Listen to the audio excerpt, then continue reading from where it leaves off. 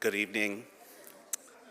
We would like to acknowledge that the land Getty inhabits today was once known as Tavangar, the home of the Gabrielino Tongva people.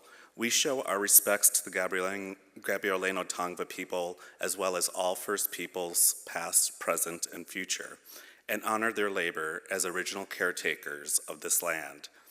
Getty commits to building relationships with the Gabrielino Tongva community, and we invite you to acknowledge the history of this land and join us in caring for it. My name is Greg Sandoval of the Getty Museum Public Programs, and it's my pleasure to welcome you to today's conversation with Arthur Tress. This talk is related to his current exhibition, which just opened, Arthur Tress, Rambles, Dreams, and Shadows, which is now on view here at the Getty Center through February 18th, 2024. Before I get started, I have a few notes to share. For guests here at the lecture hall, please take a moment to silence your mobile devices. For our online attendees, closed captioning has been enabled. To access live captioning, click the CC icon on the Zoom menu bar on the bottom of your screen. Also, for our attendees remotely, if you'd like to submit a question, please use the Q&A function to submit your questions. For our in-person attendees, please use mics that will be passed down the aisles at the end of the program. There will be time for Q&A, so please think of some great questions. And before we begin this conversation, I'd like to start the program with a preview of the world premiere screening of Arthur Tress, Water's Edge, a film by Stephen B. Lewis. This documentary will be shown here at the Getty Center on Sunday, December 2nd at 2 p.m. 3rd, and will include a talkback with the film's maker. Following the short video preview, exhibition curator Jim Gantz will join Arthur Tress in conversation. And finally, at the end of today's program, please join us in the lobby for our in-person attendees for a dessert reception and a book signing. So without further ado, we'll start with the preview of Arthur Tress, Water's Edge. Before the invention of magic, there was only the dark sea. It has that feeling of desolation, but kind of wonderment. It's enchanted. These are my minions. They're getting ready to receive me. Kind of like my nose. Look at him a little bit. Okay, get a little closer. Okay, we got it. A scary face. It is the thing of nightmares.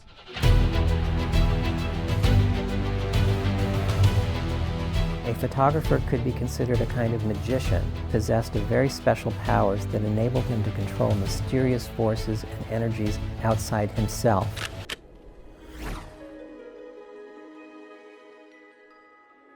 What is a good photo? Why do I even want to make more photos? I have 2 million at this point.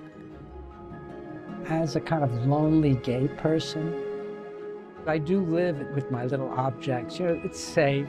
They always smile back at you. I hate seeing all these happy California couples with their friends. But that's what an artist does. He's always on the edge, being a little grumpy.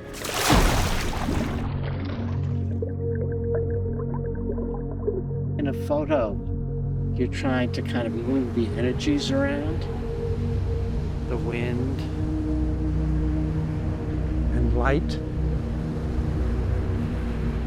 See, there is no Arthur Tress.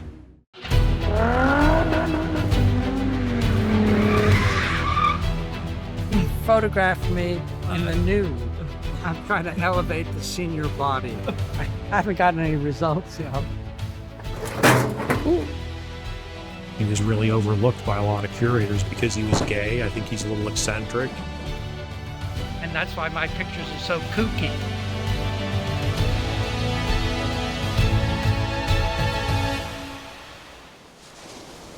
He is a kind of magician with a camera. It's coming together and I'm falling apart.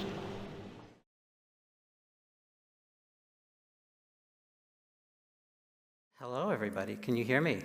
Okay. Yes, great. I'm Jim Gans, Senior Curator of Photographs here at the Getty.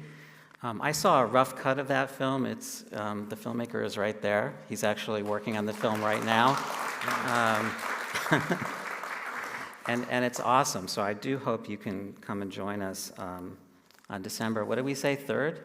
3rd, okay. And I want to just take a moment to thank Greg Sandoval, thank all of you for being here, and especially Arthur Tress, who lives in San Francisco now and has come down, and he's been with us for a few days. It's been an absolute joy. It's something that we both have been looking forward to for years. This was a project that started before the pandemic and got kind of derailed and rescheduled, but we're finally here. We finally made it. So it's very exciting. So good evening, Arthur. Okay, hi. We're doing fine. Oh, yes, there we go. December 3rd. All right.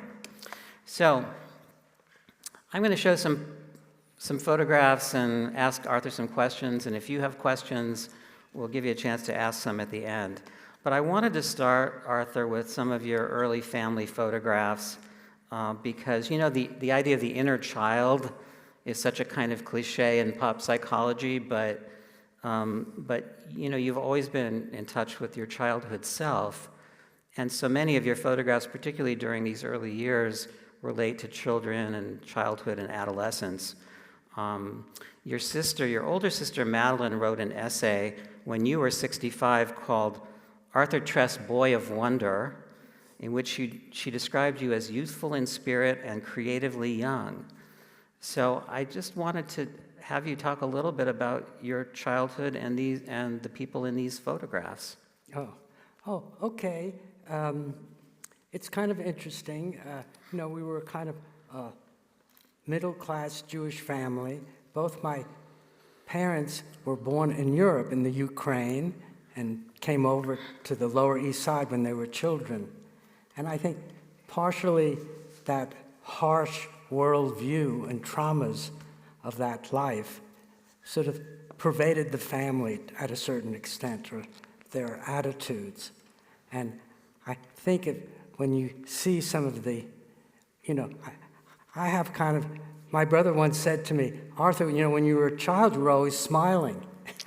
and then I look at these pictures and they're kind of so dark and brooding, but somehow I think it's that genetic inheritance that some kind of bubbles through a little bit. So Arthur, that's your those are your brother and sister Yes. with you, who were actually quite a bit older. I think Madeline was about 7 years older, and David was about 9 years older, right? Yes. You were born in 1940, and I love the photograph on the right because it's super weird. This is Arthur and his dad, and I suppose Yes. you don't remember any of the circumstances, but it's fascinating. We lived on Eastern Parkway near the Brooklyn Museum and Prospect Park, and also the Brooklyn Public Library. And so that probably was a Sunday excursion with my father. And I was fairly close to him. My mother was a little distant. They really probably got divorced a few years later. But my father was always very affectionate with me. And he had a kind of strange sense of humor. He actually, a big thing in Jewish culture is secondhand items. So he'd find things in the street and bring them into his apartment on Riverside Drive later. Mm-hmm. And I have that same kind of hunter-collectors reusing things that are thrown away. But he used to tell me all kinds of interesting stories and etc. So also that, you know, to a certain extent, I look rather blissful in the photo. Mm-hmm. And I think, you know, perhaps we spend a good part of our lives trying to find that childhood bliss again. So, oops, there we go. This is amazing. This is grade school, and I think you all can see Arthur just sitting right up in the front. He is the protagonist in this Yes. photograph, looking very good. And you may be able to see there's like a little Valentine in front of him. And we've speculated that maybe the little girl has Yes, next she was to my him. girlfriend. Okay, there we go. But my parents did divorce, and I ended up going to a really tough school in Corona, Queens. And it was kind of a rough Italian-American neighborhood, and I was the only Jewish kid. But I was probably a little brighter than a lot of the other students, so that's why I'm sitting in the front row. But I'm sure that's true. but I would get beat up and pushed around, and nobody cared. So I think when you see the later Dream Collector photos Yes. that I took in schools, in that same kind of classroom, I think it's reminiscent, unconsciously almost, of this kind of traumatic public school experience that I had very early on. Actually, the man that wrote the text in The Dream Collector, John Minahan, in the introduction, he goes on this tangent and says, Arthur's grade school years were clearly the most unhappy of his life. It was an atmosphere of constant anxiety and fear of authoritarian treachery. On one level. An interesting thing I've never told Jim, we lived in Forest Hills, and I had to spend a summer by myself. My mother's still working. And the local school had a little garden that kids could come and plant things. And I spent the summer reading Dr. Dolittle. And I've always identified with Dr. Dolittle. And then when I eventually moved to Southern Big Sur, I really became a person like that. Do you talk to the animals? Well, I would, when I'd swim in the lagoons, it would be full of birds and things. Okay. I was a little isolated. So that was just about that same time. We are going to make a rapid jump forward about 20 years to about 1970. So this exhibition starts here with Arthur at, I guess, about the age of 30.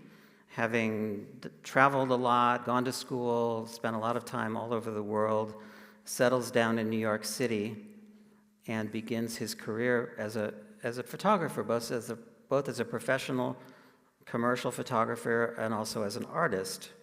And you didn't make a lot of self-portraits, literal self-portraits, other than like these and the entire Shadow book.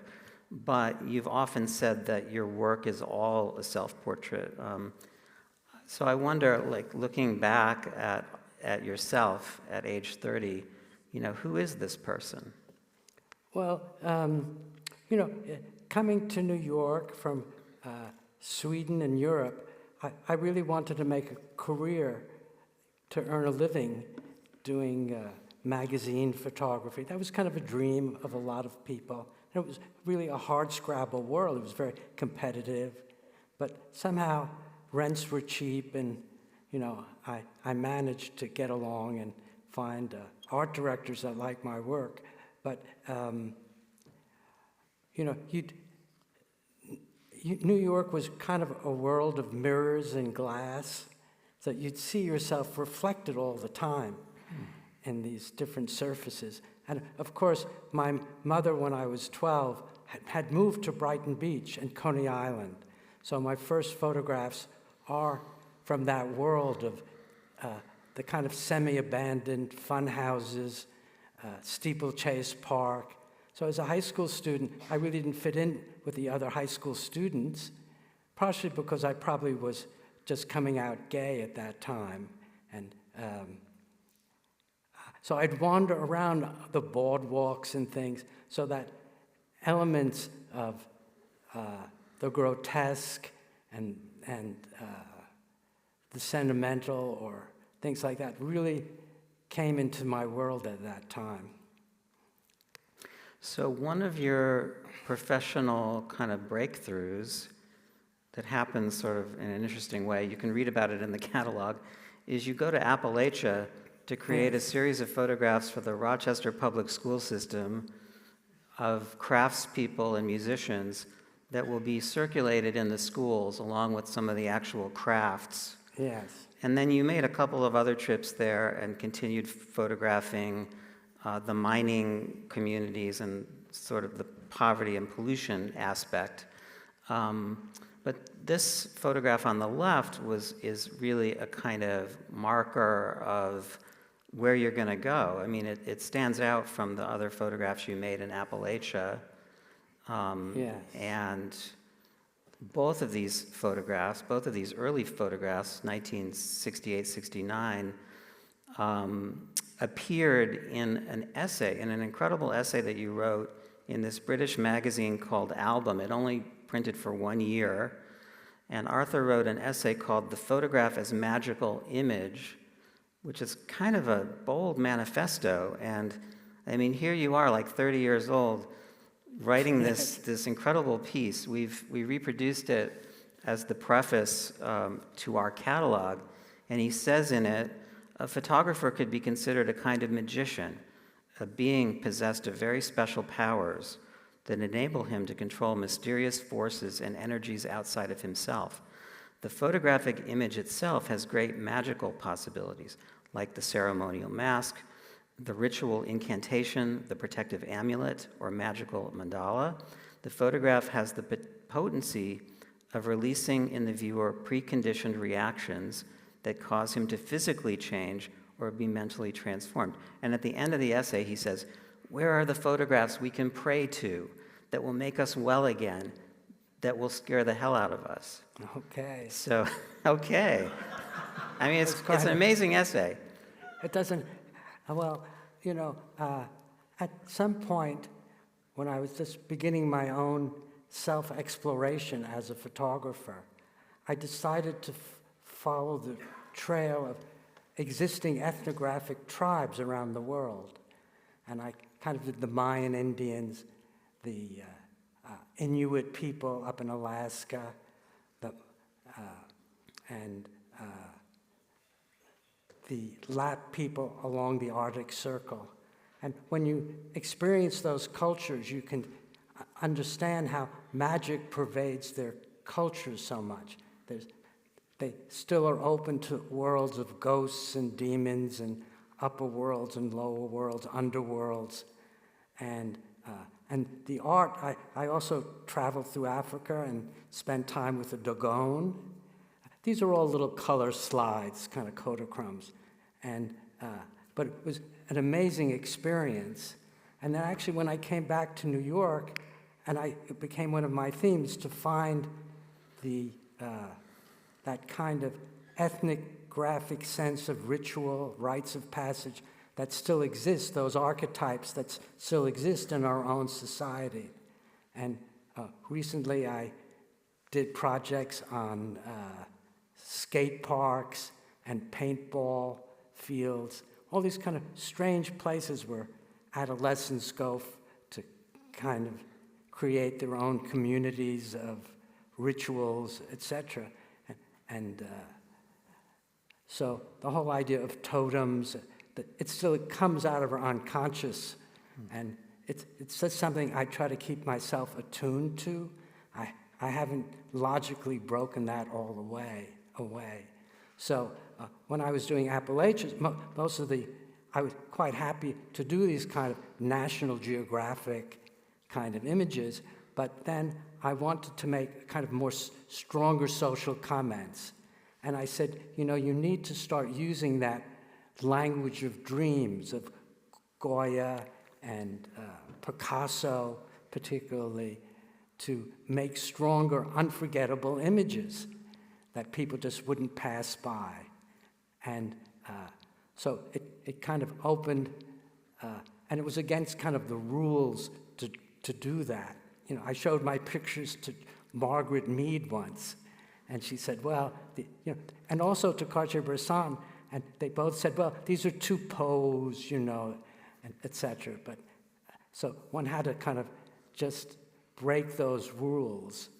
And so I just opened up a new world for myself of using that language. So Arthur, I've put another two variant Yes. images on the screen. So Arthur's next project after Appalachia, and Appalachia was an exhibition at the Sierra Club Gallery in New York City. Arthur's next major project, which was even much more ambitious, is called Open Space in the Inner City. And the photograph at left, the black and white photograph, is from that body of work, but it also relates to the Dream Collector. There's a lot of overlap between these different projects. And Open Space in the Inner City was also an exhibition shown at the Sierra Club Gallery, as well as a portfolio that was published by the New York State Council on the Arts, and it was sent out to libraries and schools and community centers. Both of these exhibitions got reviewed by important critics, particularly Alan Coleman in The Village Voice, and so you started getting some recognition. It's interesting to me that you were also photographing in color at the same time. So can you talk a little bit about that? And Oh, yeah. and I love this image of a girl in a sort of pocket park with her eyes closed. That's another recurring theme of yours. Well, I did the color photographies. A lot of my early work exists both as black and white and color, mostly because magazines and stock agencies wanted to have that choice. And also, one cropped one's photos to be 8 by 10, usually vertical, strange as it is, so it could fit on a magazine page. But when I did that girl, and that was part of the Open Space project, kind of segueing into Dream Collector. And I asked the little girl to shut her eyes. And when the eyes are shut, it sort of becomes a portal to a different world, maybe going to another realm. And it's interesting, the Wizard of Oz, when Dorothy is caught up in the spiral of the tornado. She's in bed, and it's very dreamlike. And then she ends up in a color world. So I kind of had that attitude towards black and white and color, that it is a place of transformation and change. And the characters in The Wizard of Oz, they're all her family, the witches, and they're people that she knew back in Kansas, but changed. So I love that moment when things become a little bit animated and. So the color photographs are basically slides. They're color slides, and they went into like stock agency files, and that was really your bread and butter Yes. during these years. People would license these images, and so they would just turn up in all different kinds of Yes. contexts. It's kind of fascinating. You also photographed a lot of families as part of this open space project. I guess you were basically using public transportation in these years. I don't think you were driving. No, I wasn't driving. So you would kind of go out to the end of the line. I think Lackawanna is in like Buffalo or somewhere upstate, but Sheepshead Bay, Brooklyn, was one of your favorite shooting locations. Yes. Yes, I grew up near Sheepshead Bay, and it was always kind of run-down community. And then, it was also, the title of the lecture is Magic Realism. What is that? There's a group of painters that I saw in high school. I used to hang out at the Whitney, Tchelistcheff, Peter Bloom. Most of them were gay artists, Paul Cadmus, who were very interested in social issues, George Tooker. But they did them in this very realistic style, very precise. Ben Shawn, but it was just a real situation, but slightly tweaked, so it became very unreal. And so that sort of, and also at that time were the films of Fellini and Antonioni, and I was going to film school for a year once, and that sense of alienation where there's a desolate landscape, and it's very dreamlike. So the one in Sheepshead Bay, we looked up what's there now. It's an apartment house. It's been cleaned up. And so in a way, the purpose of my open space series was successful. I was one of the first people with the Sierra Club to start promoting to make vest pocket parks. In fact, that is a park now. It took to 2012, it took 50 years for them to clean up that lot, but it now is a very nice park. And the other image of the woman in the parking lot. Yes. I really loved Eugene Smith. We were friends. I visited him in his loft. I also paid a visit to him in Japan when he was doing the Minamata series. So his printing style, his commitment to social justice, and also his very fine sense of design, the way he did his photographs. So I think that kind of blended in to the way my approach to people.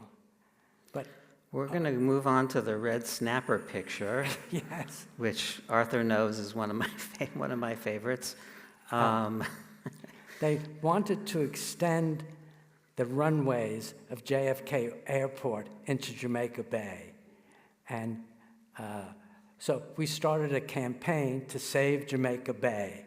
And rather than just showing a picture of a dead seagull, I took a fish into the airport, the TWA airport. You can't do that now, I don't think. Up to the runway and just laid it down. So again, it was my theory of that you need a kind of disconcerting image to kind of have a greater impact on our minds. It was also, color is a different language, so you needed that from black and white. And the photo on the right is kind of a more conventional pollution on the beach kind of photo. But so I could do several styles simultaneously. I think you should edition the red snapper picture, because I want one. Yes. And then, because I could put anything I want into this presentation, Yes. Another of my favorites, so we're really talking here about Arthur's use of props, because Arthur works in several different ways, and often most of what he does is completely improvised, and he works with whatever he finds. But there have been situations, like with the fish and with this, where you actually had a prop. So this is some kind of rodent from South America that is it's taxidermied, right? I mean, this is just a. But it got wet from the steam, so it looks very real. But you rented this from a prop house, It's right? an agouti. Yeah. He said, "I'll have an agouti, please." Yes. And you paid some money, and for a week you had this thing to take around, right? I had a half brother that was about 2 years old, and Are we put it ready in for his- that? Are we ready to see that one? Yes, I was beginning to do the dream collector. No children have been harmed in any of my photos. But again, it's disturbing. It has, it could be used in this textbook about rats in the ghetto, children getting bit. But on a certain level, that's my brother Adam. We didn't put that one in the show, by the way, because we had to draw the line somewhere. So but I love it. I think it's amazing. I think my photos are funny, actually. They're kind of witty.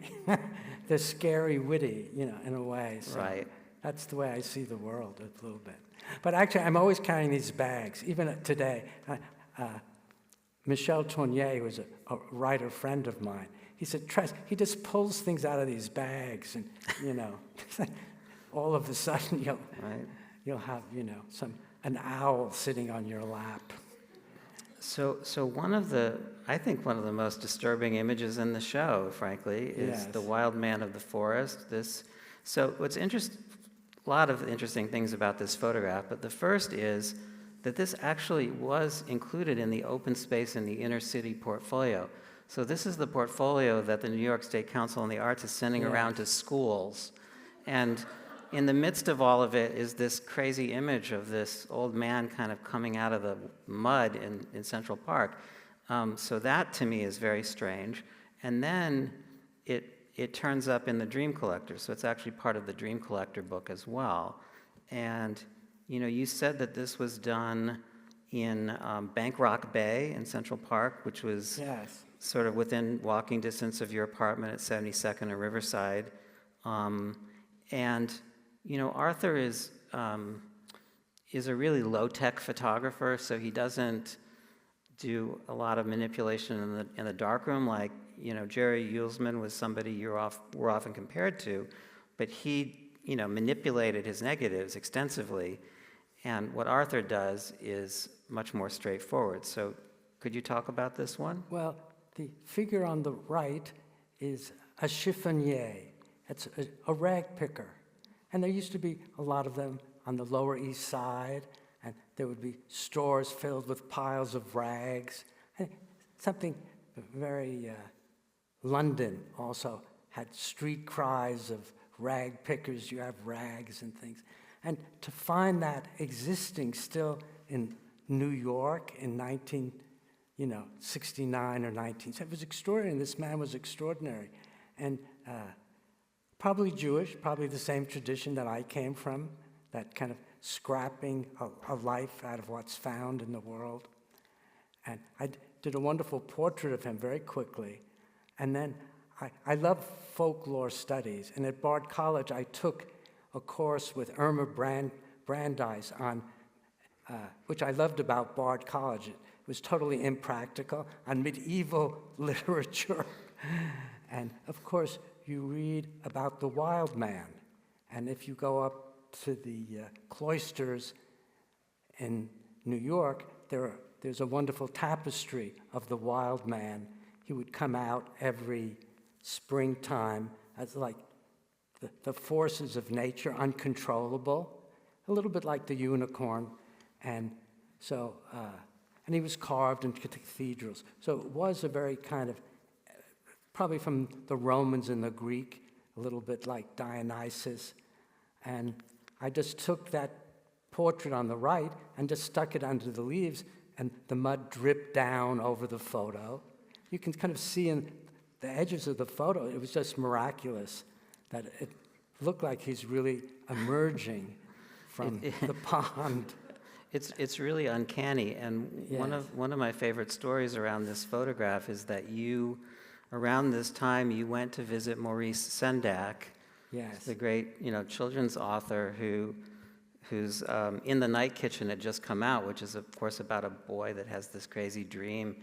So I think you went to kind of talk to him about, you know, how can I turn this into, what do I do with all of this children's dream stuff, right? Yes. And then you had a conversation with him and shared the work, right? Yes. And well, he was a little disapproving. He thought my dream images were a little over the top compared to his work, you know, which always was a little bit more subtle and whatever. And then we did an exchange. He gave me a little signed book of his work. And then I said, well, take which print you want. And this is the one he chose. So it's probably somewhere in the Sendak archive. But it's interesting because he thought your work was too disturbing, but then he took the most disturbing image. So go figure. So that's the book then that comes out in 1972. You have an exhibition called Daymares, Photographs of Children's Dreams at the Raffi Photo Lab on West 46th Street. And this is one of the images, and this is actually an earlier image that, again, I think was made as part of the Open Space Project, but then it ends up in the Dream Collector. This was in July of 1969. You went to visit the site of the Newark race riots, and you wrote a letter to Madeline, which we still have, describing this day of shooting, and you wrote, I wanted to shoot some youth for my open space project.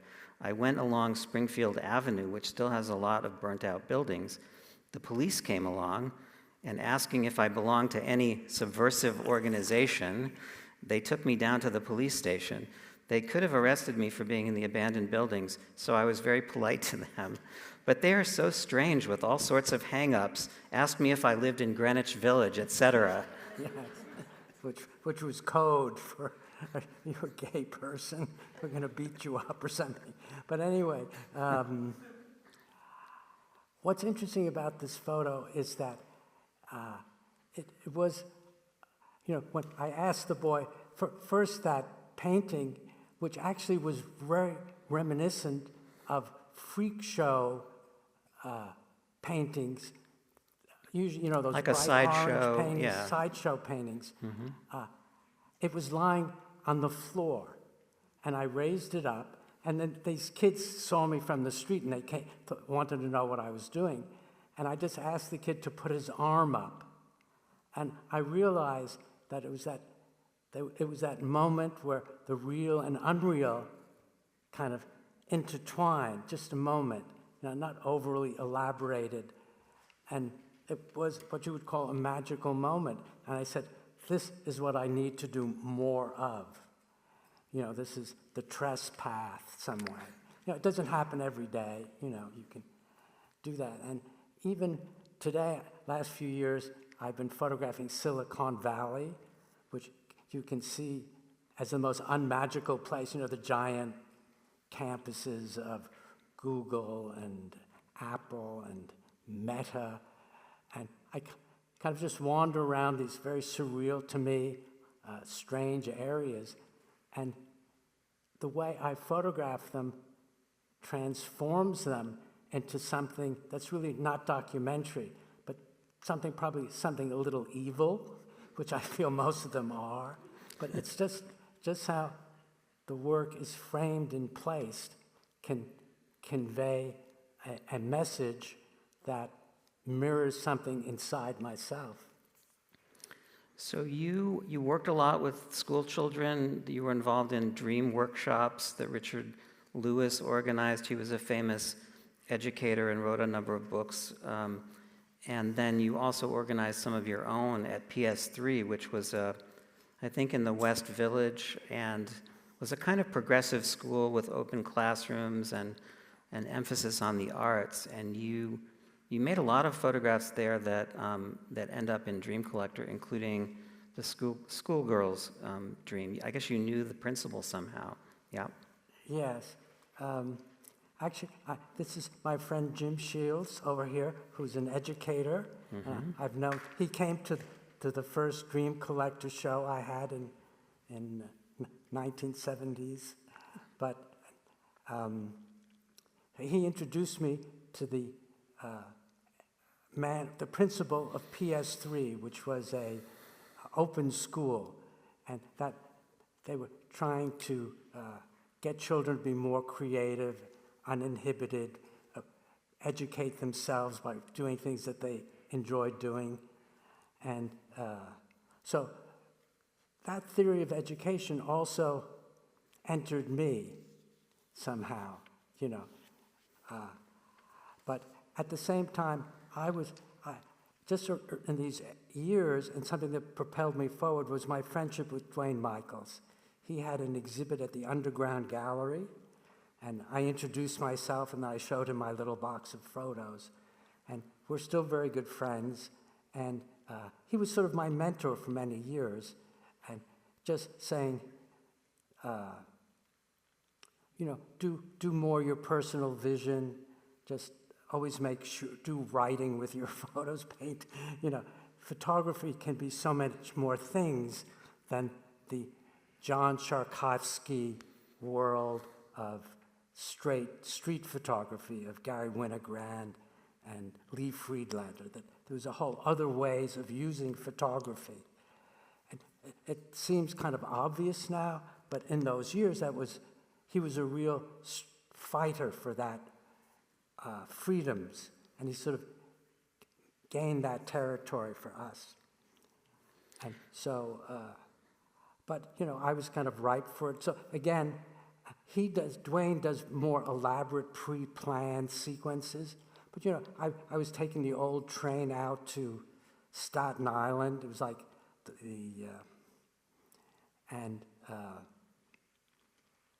and the seats folded over.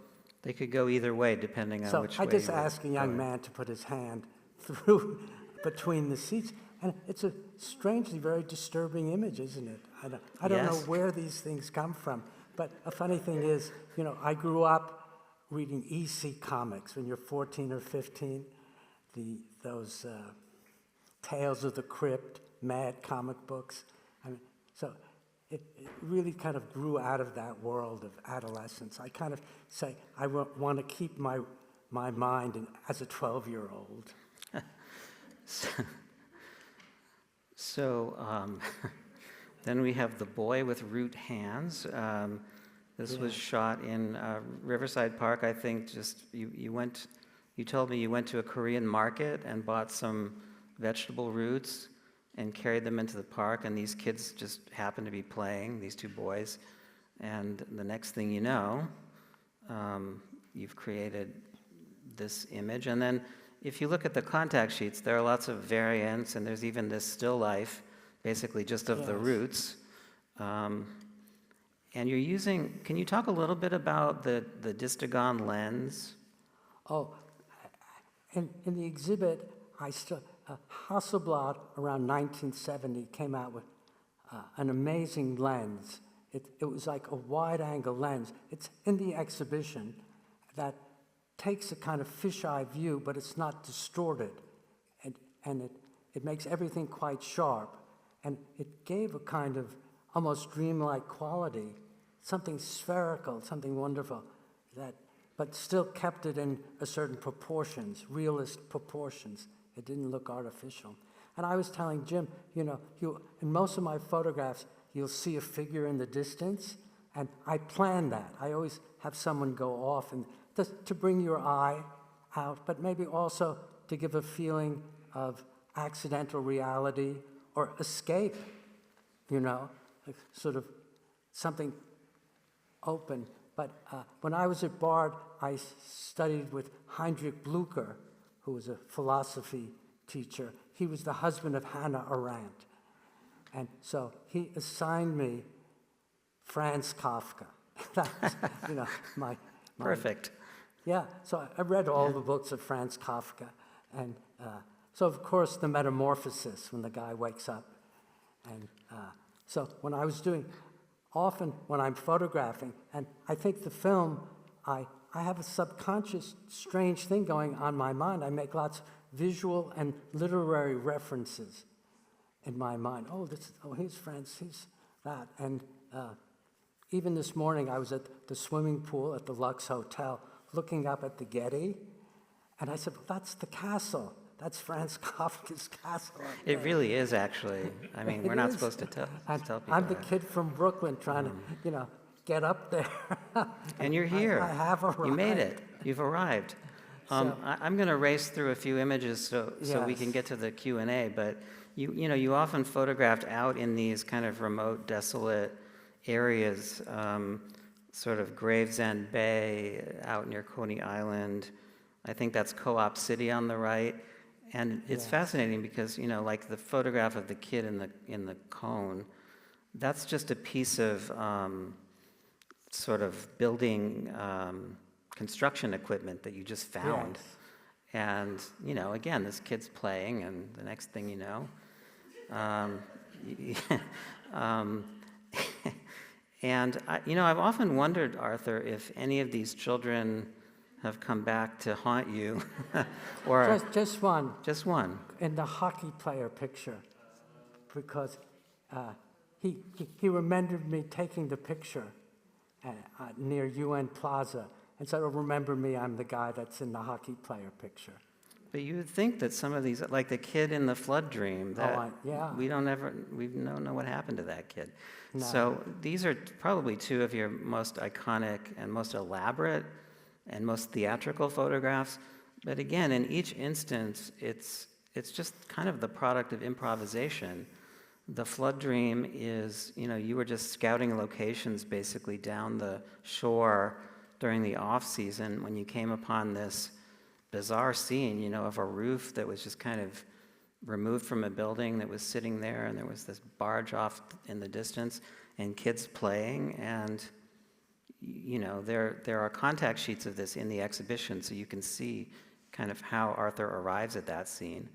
And on the right, this is Stefan Brecht, Bertolt Brecht's son, who was starring in an avant-garde production of the Grand Tarot. That was his costume from the play. And then this was, I think, a church that had a fire, like in the village. And, you know, we talk about Arthur as always trespassing, going places he's not supposed to go. So, you know, I'm sure it was very dangerous, right? Yes, I think in both of these photos, they represent a kind of an openness to the archetype. I don't understand, you know, the boy in Flood Dream, it's been used for the cover of a Holocaust novel, but even now it could be used for a magazine article about climate change. You know, it's just one of the terrors of the modern world that we live in, and yet he seems very calm in the middle of it, perhaps. But I have other images on the contact sheet where he's very anxious, where he's kind of sinking down, but for some reason, this is the one. And then, of course, the Stefan Brecht. I have done a lot of studies of Buddhism in India and Japan and even China. And of course, one hand to the sky, one hand to the earth is in a lot, even in Buddhist statues. But of course, the combination of male and female kind of begin within the wedding chapel. So I was very conscious in these years of doing these kind of elemental images that will last, that will sort of project themselves into our minds and remain there somehow. And these certainly have done that. The last two images I'm going to show, and the one on the left is in the exhibition, The Last Portrait of My Father from 1978. Yes. So I think, correct me if I'm wrong, Arthur, but your dad was 73 when you photographed him in 1978, and I think you were 73, right? I guess, yes. In 2013, when you restaged it.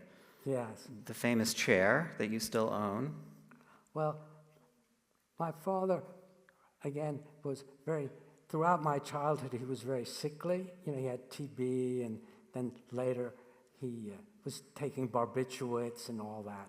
So at the same time, you have a person that you have a very loving relationship, but it's always that he's going to die and be taken away from you, and that protection.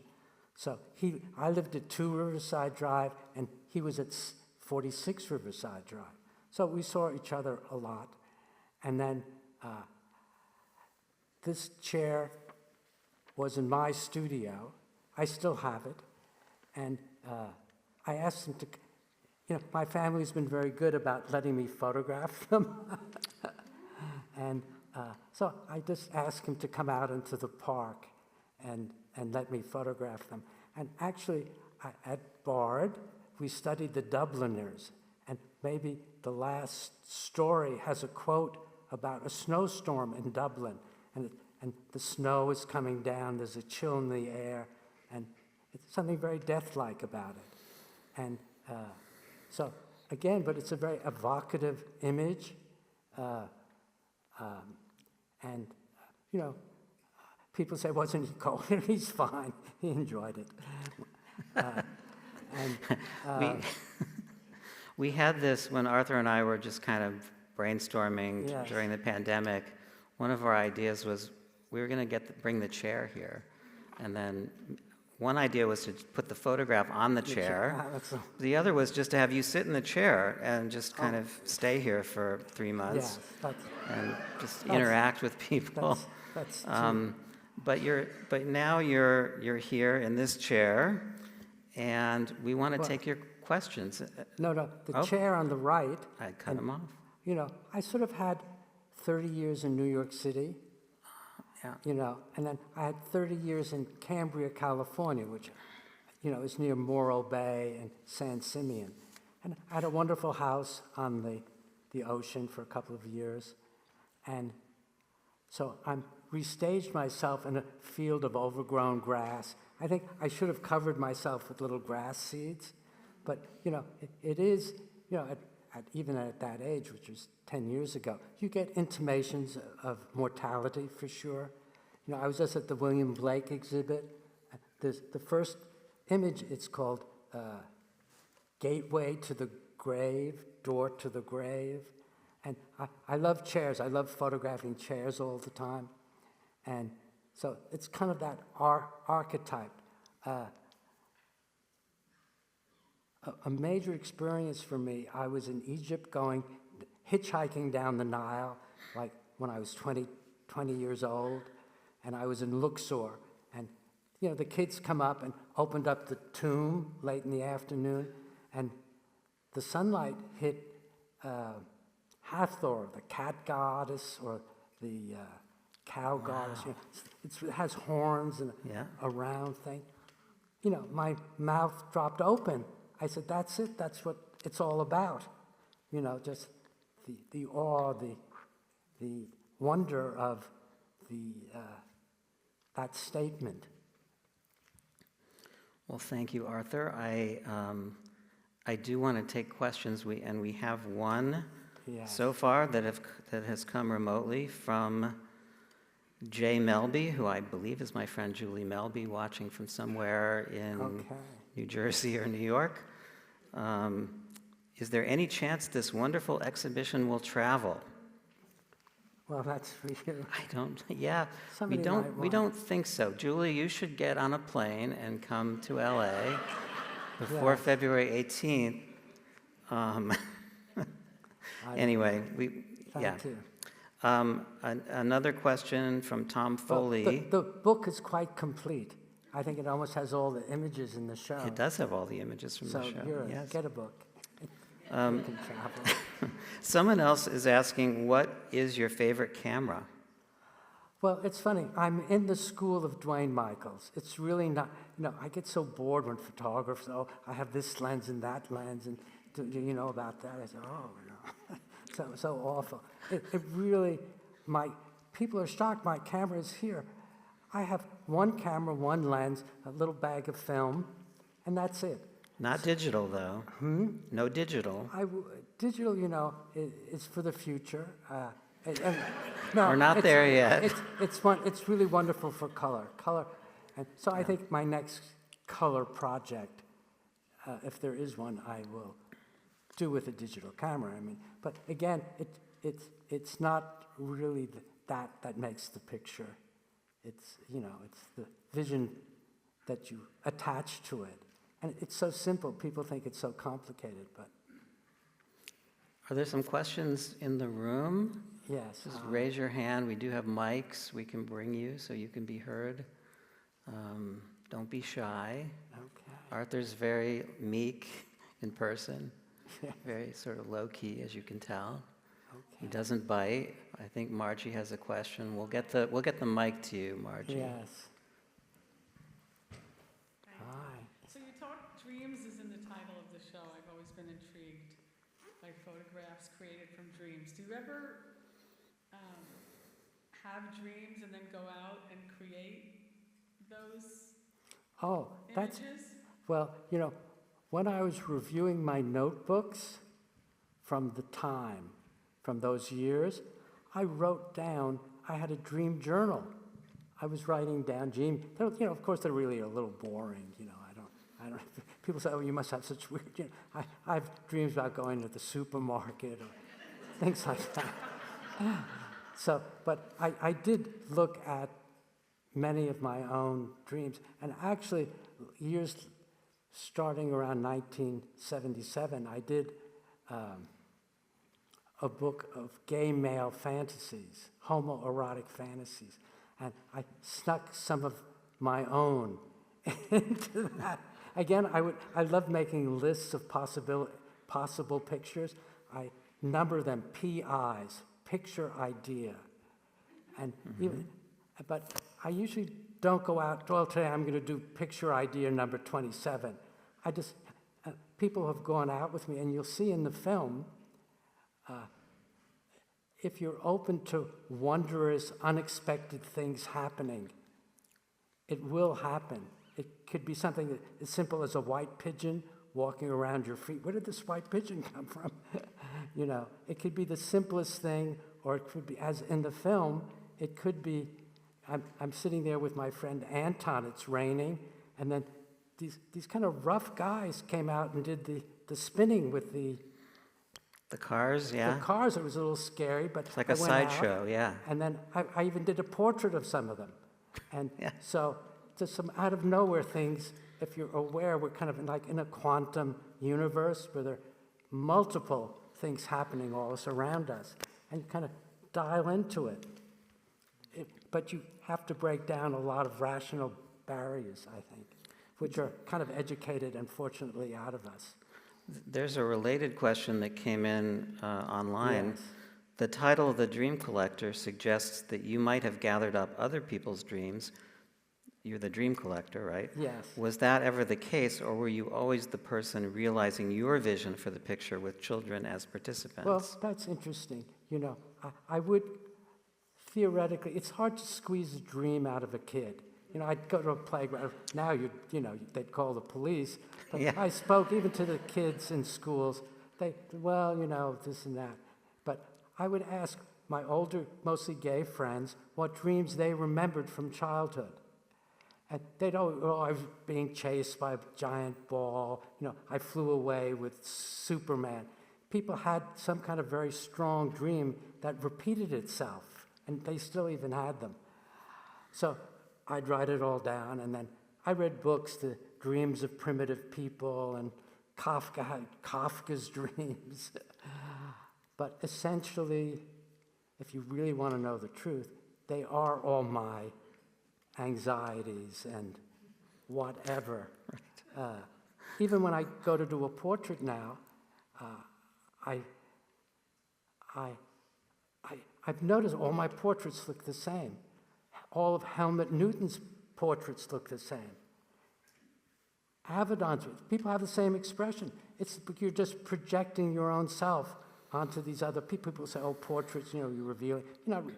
It's you. It's always you. If you're open to exposing uncensored parts of yourself, and so you have to know yourself and not censor it. The Dream Collector was really a work of fiction. John Minahan, who was hired to write the text, describes Arthur as this person that goes around with a tape recorder interviewing kids and then reenacting your dreams. And I asked Arthur about it. He said, "Oh, I never had a tape recorder. That never happened." But interestingly, that character, the fictional character of Arthur as the Dream Collector, was so intriguing. The craziest story that comes out of all of this is that Dick Clark of American Grandstand, Dick Clark Productions, for some reason wanted to buy the rights to the Dream Collector and turn it into a TV special with musical numbers featuring this Dream Collector person that would go around interviewing people. And somehow unfortunately, that never, it didn't happen. Never worked out. You were hoping to be in it though, right? Yes, they were considering it. Okay. I vaguely remember Ringo Starr in Hard Day's Night. One of the Beatles went around with a camera. I think somebody out there who's doing AI can create this, I hope. Yes. We have one last question online. You started in New York. It seems you've lived in California recently. Is there a difference in the photos you have made on the opposite coasts? That's a good question. You know, I thought, my portraits aren't very well known, so a few of them are. So I said, oh, it'd be wonderful to do a 2-volume set, New York portraits, California portraits. But again, they're very consistent. You can't really tell the difference. I mean, people look a little anxious, a little worried. There's a certain human kind of drama going on. So there isn't. But my other photographs there's a certain light, certainly in LA. It's almost California, even in San Francisco, has a kind of very sharp desert light. And also, New York is an old city, but California, it's all kind of newish. And so I have a different sensibility the way I put together pictures here. Are there any more questions in the room before we adjourn to the There's somebody at cookies the top. and? Hi, thank you. Oh, Rachel. Hi, Arthur. Hi. I was wondering if you could talk about some of your other favorite series that we didn't focus on in the book. Like I'm really curious about Fish Tank Sonata. Some of your other favorite series that you've done. Yes, just, we have another hour, so I can Yes. do that. No, briefly, after I finished my book of homoerotic fantasies, I said, oh God, I've been photographing people, I have nothing more new to say about them. And I said, I'm just going to do still lifes. And it worked out, and I began doing little editorial still lifes for magazines, Esquire, so it was profitable. But then, so for almost 20 years, I did still lifes. And it sort of segued into, Dwayne Michaels again with his sequences in books. I began thinking more of narrative stories, and one of them was Teapot Opera, Fish Tank Sonata, Requiem for a Paperweight, all in color, all kind of extended narrative. So again, they're fairy tales. They're, again, expanding what photography can do. I did get into another period. Plus, I always try to reinvent myself, which some photographers does, and there's nothing wrong with it, keep turning out the same kind of image, but I don't find that challenging. And so the newer work hopefully kind of moves on, and just coincidentally, there is a renewed interest now in what they call constructed photography, and so there may be some republications of the earlier work, so that's something to look forward to. Well, I think I know some other people will have some questions for you, but Arthur's going to be out in the lobby, Sure. and we're going to go out there. There's going to be some cookies and coffee and books. Okay. Yeah, thank you, Arthur.